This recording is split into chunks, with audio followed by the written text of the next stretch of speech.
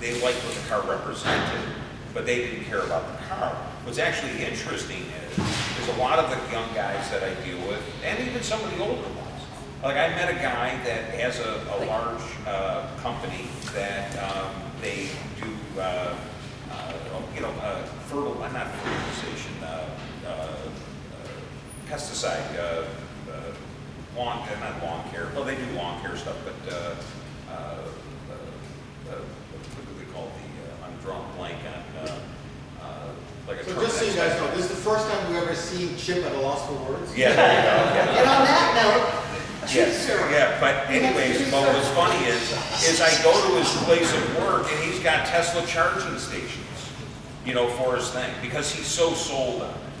And the guy, so I will tell you, I think Tesla is a company that has actually created a lot of car enthusiasts out of people that never would have been enthusiasts. But they're in the cars for a different reason than, as we talked about.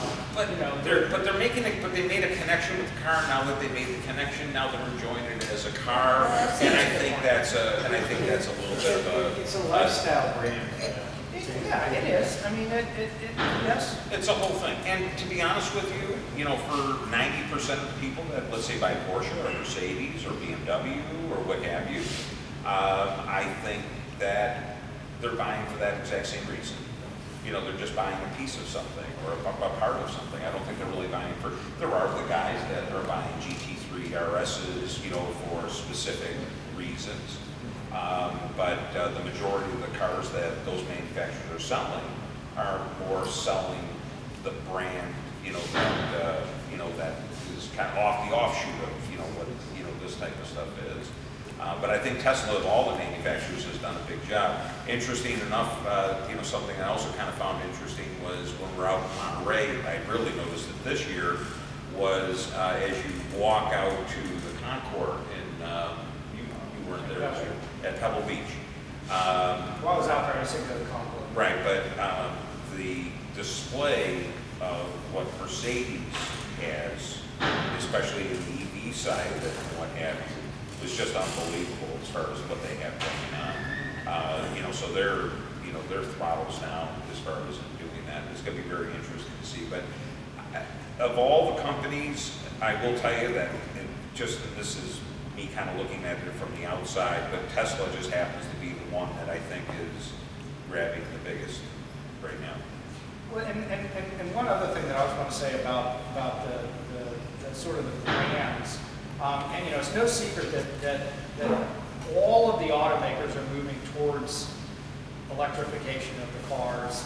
They're being pushed back by the governments and frankly by their customers, and there's lots of good reasons for that.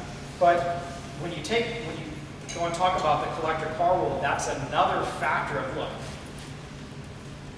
I don't care whether you're talking about Ferrari, or Lamborghini, or Porsche, or Mercedes, or any of the companies that were making cars back in the 50s and the 60s and the 70s, and these very legendary cars. The Ferrari of today is nothing like the Ferrari of even the 80s, let alone the 70s, 60s, and 50s. And to go and say, well, somebody going and buying a new Ferrari or a new Porsche, that collector is necessarily going to be sort of loyal to that brand, and maybe if they start getting into collecting, that they might go towards another Ferrari or a Porsche or something like that. I'm not sure if you can say that anymore, just because the cars that are being sold today are so vastly different than they. Look, if you took a Ferrari from the 80s, I mean, apart from being faster and maybe slightly better built, although that's even arguable, it's not going to be a whole lot different in terms of just the overall car than what they were building in the 60s and the 70s and the 80s, right? You take a Ferrari today, or a Lamborghini, or a Porsche, it's a vastly different car. And then to go and say, well, the majority of the cars, look, Ferrari's now announced and is getting ready to start selling their first SUV. So that would never happen, right? Well, they are, right? And by the way, it's already sold out for the first 2 years. Corvette's doing the same thing. Corvette, yeah, their own brand. Corvette's going to go and make their own brand. That's sort of a different thing, but still, it's you know, so to kind of fold it back into this whole brand, you know, what the brands have in terms of equity, I think there's what they are today, right?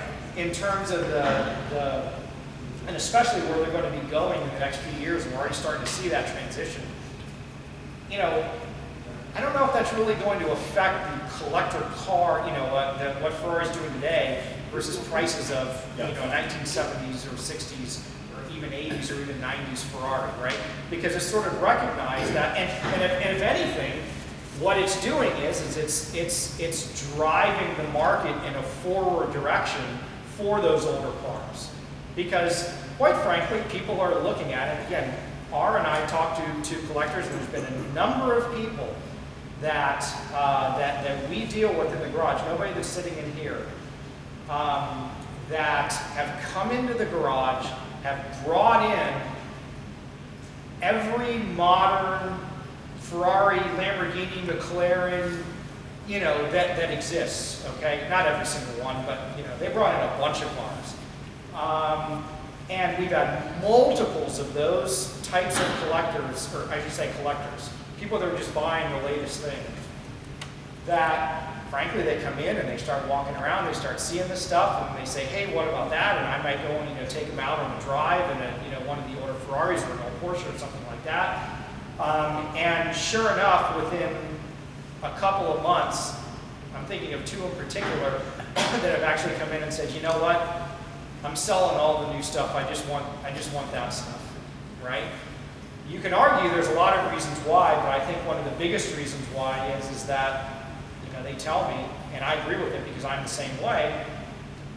If you go and you take, not saying the new cars are not amazing, because they are. They're technological marvels, whether it's a Tesla or a Ferrari or a Mercedes or whatever it might be. And if I'm going to go and take my children out in a car, you better believe I'm going to go and buy a 2022, 2023, the absolute latest safety and all those kind of things. I'm not going to be driving around in a car from the 80s or the 90s or whatever. So that's important. Having said that, those brand new Ferraris, those brand new Lamborghinis, Porsche's a little bit different, but in a lot of ways, how in the world are you going to go and use a car that has 600, 700, 800 horsepower on the street? Now, I know there's some of you that go out to the track and, you know, more power to you, that's great, but even then, you know, and again, I'm thinking of these collectors in particular, that they just said, gosh, I didn't realize I could actually get in the car and it's so much fun to shift and actually rev the car and I can go first gear and second gear and third gear and I'm going 60, 70 miles an hour, right? But I'm having so much fun. It's a lot more fun than just putting my foot down, right? And they're selling their new stuff. They just don't want it anymore. And they say, well, go now, Michael, I want you to go find me these older cars, okay? And we're going to see more and more and more of that because these new cars, as wonderful as they are, and I'm not saying that's going to slow down because your average, you know, we joke about the crypto millionaires, you know, that are 25, 30 years old or whatever. You know, the old thing is that, well, they're going to buy their new Lambos, right? I mean, that's what they, you know, they want the new, they want the flash, and that's great, and they're wonderful cars. But there's a larger and larger sort of tranche of car enthusiasts that are eventually going to become collectors that are just realizing, wow, the old stuff's just more fun. And I don't mean old stuff as in you don't have to go buy a 1960s Ferrari. You can go buy a 1980s and 1990s. It's got to stick, right? I can put my foot down and not go to jail in first gear.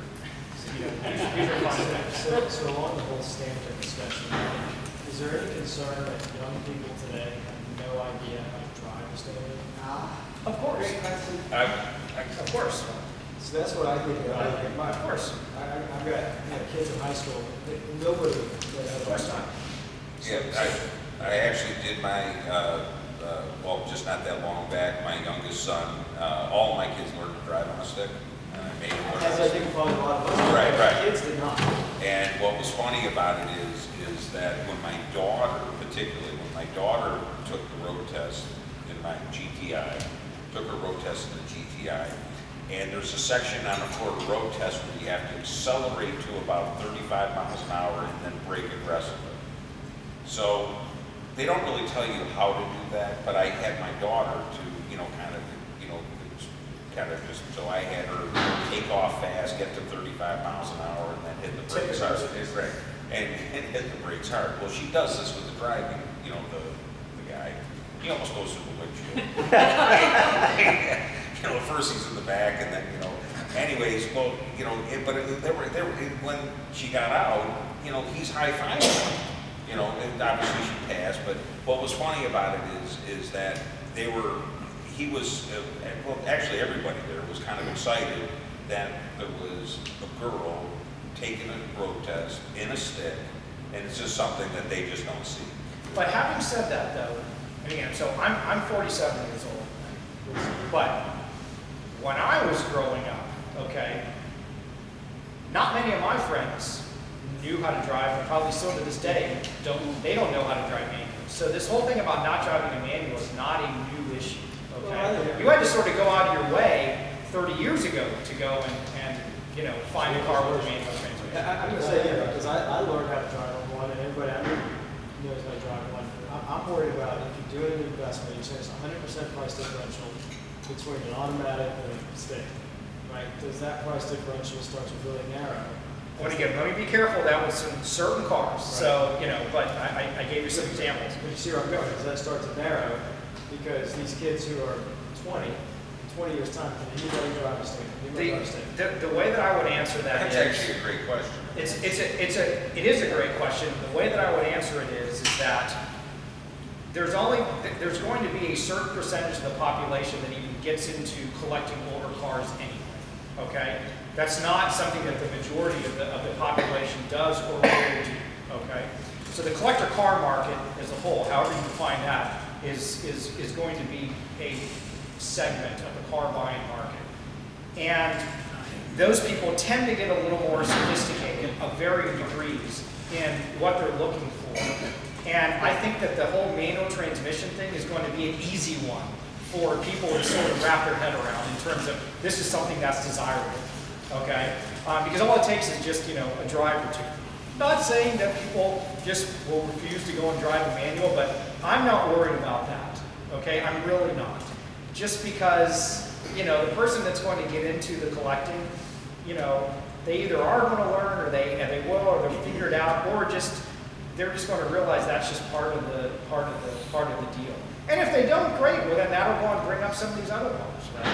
And then the second question. So looking at the Hummer EV, right? So that's a couple of friends who bought those and flipped them at 6 figures. Is that just a supply-demand imbalance, or is that a factor that you've got a first year, first model of something brand new that should always hold value? In my opinion, I'm going to let Chip answer here. In my opinion, that was purely a supply and demand issue. When you take first model type stuff, like as an example, I remember go back 2008, the new Porsche GT2 came out, and as the 997 GT2, we were hitting people 90, 100 grand over sticker. This is when nobody was selling stuff over sticker. And anyways, those people today, because of the market, maybe might be able to find their way out of it now. Okay, but we did that, but that was because it was new, it was hot, we could tell we couldn't get them. The truth of it is you really couldn't get them, and that's where 996 GT2s, we were with the 100 grand over sticker on those, and it got to the point where you couldn't even sell one for 100 grand, not that long ago. Look, I mean, a Corvette C8, right? Corvette C8s are still trading above sticker. Wonderful, wonderful car. Okay, would I advise somebody to go on and buy a Corvette C8 and pay, well above sticker right now for one of those? Corvette's going to make as many C8s as there is in make. Okay, and that's fine. It's wonderful. I'm glad that we have an American supercar that is at that level, and I think they're wonderful cars. Don't go and buy a C8 expecting to go and make money. Look, there's people who pay $15,000 over sticker for a $13,000 yacht when they first came out. So, there's just people who happen to have. It's just an admission, Ara? Now he's still paying that. No, there's one thing about Middle Eastern guys, you know, we're just not gonna pay over sticker for it. So Alex, to answer your question, Short of like life-threatening, you know, situation. so Alex, to answer your question on the Hummer in particular, in my opinion, I don't know the market that well, but that is purely a I want to be first on the block, right? And that's going. I mean, my understanding is Hummer's not going to